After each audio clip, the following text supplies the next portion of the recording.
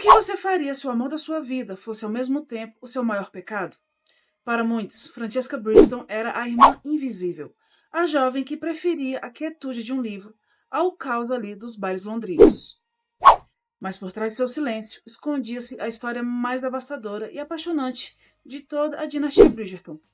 E hoje, vamos ver uma mulher que perdeu tudo, seu marido, seu bebê e sua esperança, apenas para descobrir que o destino guardava para ela um amor proibido, cultivado em segredo por 6 longos anos.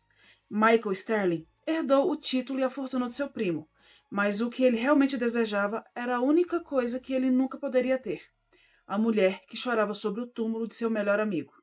Mas antes de mergulharmos nos segredos da casa Kilmartin, já sabe, né? Se você é apaixonado por histórias que fazem o coração acelerar e os olhos transbordarem, deixe seu like. E lógico, se inscreva no canal e ative o sininho de notificações para não perder nenhum capítulo das nossas sagas favoritas, pois sua inscrição ajuda a nossa comunidade de leitores e românticos a crescer cada vez mais. E peço de coração também para você considerar se tornar um membro aqui do canal. O botãozinho está em alguma parte aqui abaixo da tela da reprodução do vídeo, tá? Porque o canal voltou com tudo, então quem é membro do canal tem acesso aos vídeos antecipadamente, sem contar do nosso grupo exclusivo no Telegram, onde a gente marca também os nossos meets, as nossas reuniões exclusivas para membros, tá? Então chega de enrolação, vamos para a história. Nos livros de Julia Quinn, Francesca é descrita como uma beleza clássica e serena. Possui os icônicos olhos azuis dos Bridgerton e cabelos castanhos que moldam ali um rosto delicado, mas firme. No entanto, é Michael Sterling quem rouba o fôlego de qualquer um que cruze seu caminho. Michael é o epítome da virilidade da época. Alto, musculoso, com cabelos negros como as asas de um corvo e olhos prateados que parecem enxergar através das máscaras da sociedade londrina. Ele é considerado o homem mais atraente da temporada, superando até mesmo a fama dos próprios irmãos Bridgerton. Michael vivia sob a fama de um libertino incurável, e ele conhecia 1000 maneiras de satisfazer uma mulher, e já havia, lógico, passado pelas camas mais desejadas da Europa. Mas seu coração permanecia blindado, intocado por qualquer sentimento real. Lógico, até aquele fatídico dia, o dia em que conheceu Francesca Bridgerton. E no instante em que seus olhos encontraram os dela, Michael soube que estava perdido. Ele se apaixonou de forma avassaladora. Um amor que o atingiu como um raio. Porém, o destino gosta de pregar peças cruéis. E apenas 36 horas após Michael ser atingido por esse sentimento, Francesca se casou com John Sterling, o conde de Kilmartin. John não era apenas o primo de Michael. Ele era como um irmão de alma. Por honra e lealdade, Michael enterrou seu desejo nas profundezas de seu ser. Ele jamais trairia o homem que mais amava no mundo, mesmo que isso significasse viver em uma agonia silenciosa. E durante 2 anos, Michael assistiu de perto a felicidade de Francesca e John. E para disfarçar o que sentia, ele intensificou sua imagem de conquistador. Ele fingia estar sempre entusiasmado, contava piadas, ali, lógico, apenas para manter as aparências, e enquanto o casal desfrutava da riqueza e dos títulos na Escócia. Michael contentava-se com o pequeno pedaço de terra que o primo lhe dera após ele retornar ali do exército. E Francesca, por sua vez, era completamente alheia ao tormento de Michael. Para ela, ele era o melhor amigo, o confidente perfeito. Ela chegava a ser até cruel, lógico, sem saber, pois ela ficava ali o incentivando constantemente a se casar, sugerindo, gente, olha o absurdo, até mesmo que ele se casasse com Heloise. E ela então não notava que por trás dos sorrisos cínicos de Michael havia um homem quebrado pelo desejo. A vida em Kilmartin era tranquila. Em uma tarde chuvosa na Escócia, Francesca e John planejavam seu segundo aniversário de casamento, e o amor entre eles era palpável e doce. John, porém, sofria de uma dor de cabeça persistente. Francesca então pediu que ele a acompanhasse em uma caminhada, mas devido a uma reunião importante que ele teria ali, né, mais tarde, e ao seu mal-estar, ele decidiu ficar. E Michael foi quem a acompanhou. Francesca sempre se sentiu diferente de seus irmãos. Enquanto os outros Bridgerton eram extrovertidos e barulhentos, ela era reservada. Ela preferia o silêncio e as observações espirituosas. E John tinha sido sua fuga perfeita, o homem que entendia sua necessidade de paz. Mas ao retornar da caminhada naquele dia, o silêncio da casa tornou-se ensurdecedor. Ao subir para acordar o marido, Francesca encontrou a cena que mudaria sua vida para sempre. John estava estendido na cama, sem vida. Ele morrera durante o sono, vítima de um aneurisma cerebral.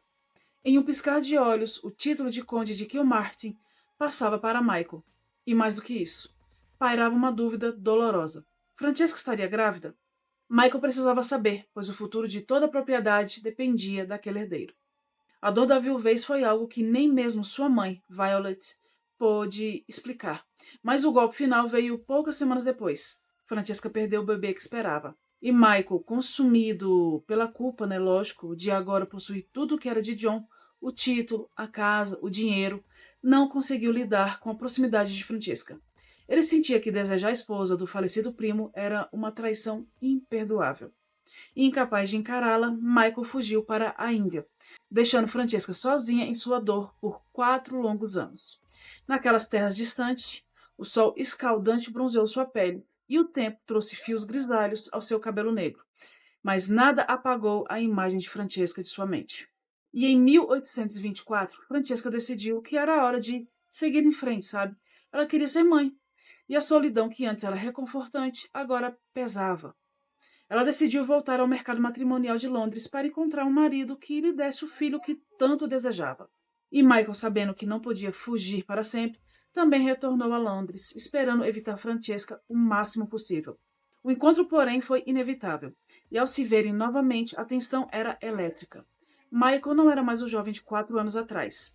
Ele estava mais tenso, mais homem, exalando uma aura de perigo e sofisticação.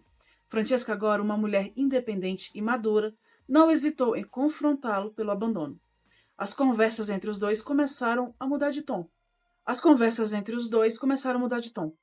Francesca, em um momento de vulnerabilidade à beira de um lago, confessou a Michael seu desejo de ter um filho. Para Michael ouvir aquilo foi como um punhal, pois a ideia de vê-la nos braços de outro homem para gerar um herdeiro era insuportável. E o destino interveio novamente, quando Michael contraiu malária. Em um gesto de puro carinho, Francesca cuidou dele em segredo durante 7 noites, lutando ali, lógico, contra a febre dele e contra os próprios sentimentos que começavam a borbulhar. Violet Bridgerton, lógico, sempre astuta, começou a suspeitar de um caso secreto. E a tensão atingiu o ápice em um baile da família. Michael, tentando afastar Francesca, agiu como o libertino de sempre, cercando-se de mulheres.